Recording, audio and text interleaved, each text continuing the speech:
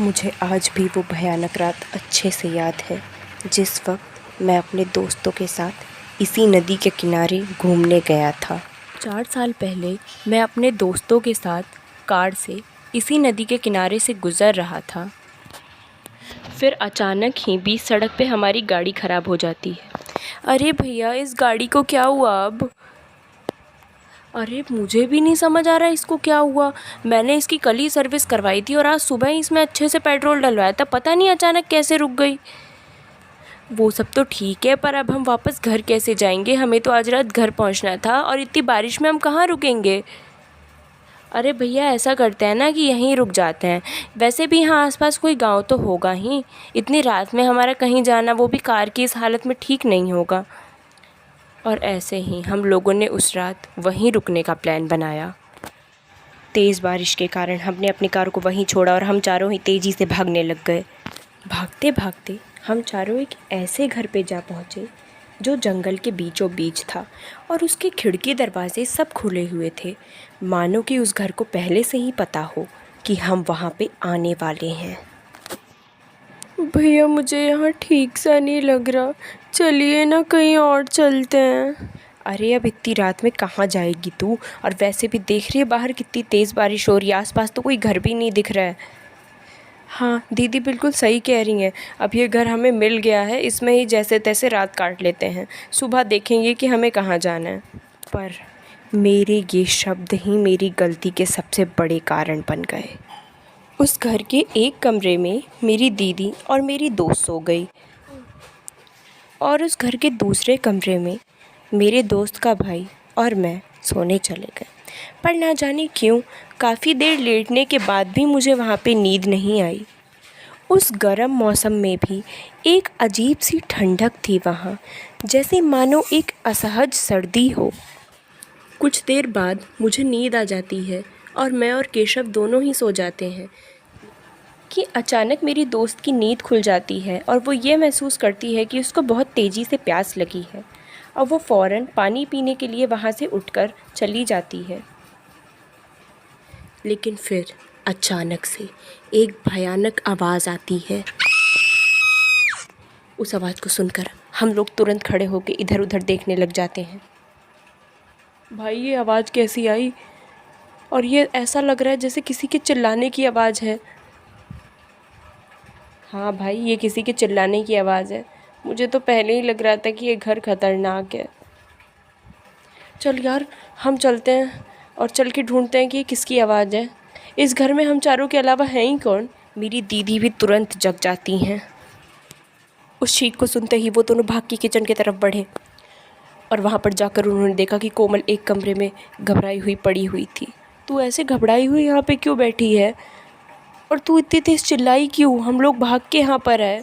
हाँ चंचल, बताओ तुम इतनी तेज़ चीखी क्यों? हाँ, अभी तो तुम वहीं बैठी थी, अचानक से तुम्हें क्या हो गया? दरअसल वो भैया, मुझे बहुत तेज़ प्यास लगी तो मैं उठकर यहाँ पे पानी पीने के लिए आ गई। पर जब मैंने पानी गिलास में भरा तो मुझे पानी की जगह खून दिखा।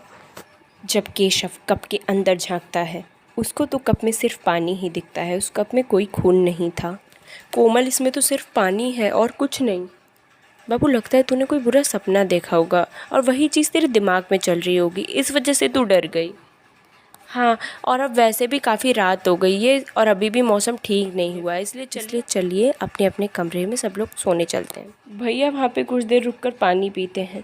तब मैं एक चीज़ नोटिस करता हूँ, कोमल का हाथ अपने आप ही पीछे की तरफ घूमने लग जाता है और उल्टी दिशा में बार बार हिलने लग जाता है।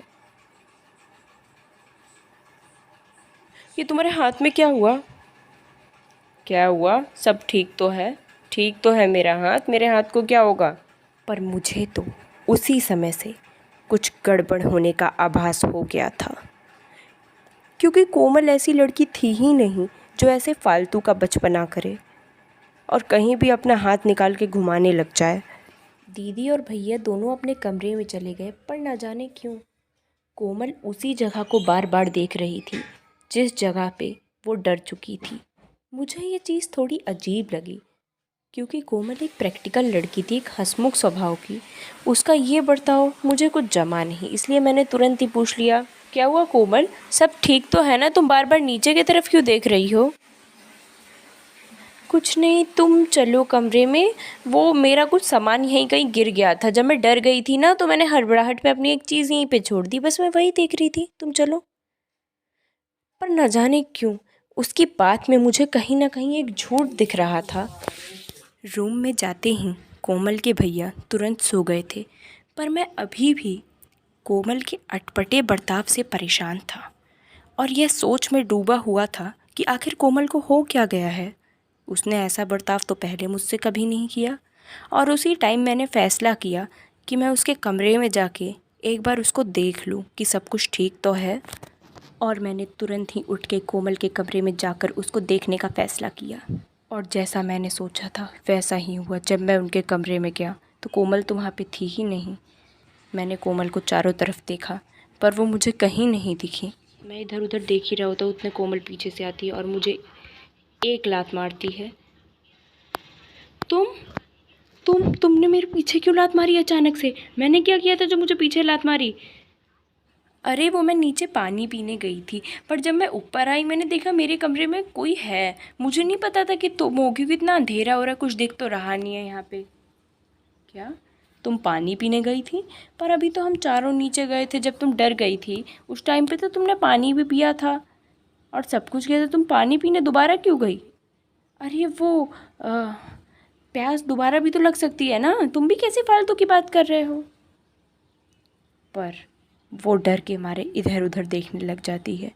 पता नहीं मेरी इन बातों से वो थोड़ी हड़बड़ा सी जाती है, जैसे वो कुछ छुपाने की या बात बदलने की कोशिश कर रही हो। पर जब मैं उसके पैरों की तरफ देखता हूँ मैं तो डर ही जाता हूँ। उसके पैर अलग दिशा में मुड़े हुए होते हैं।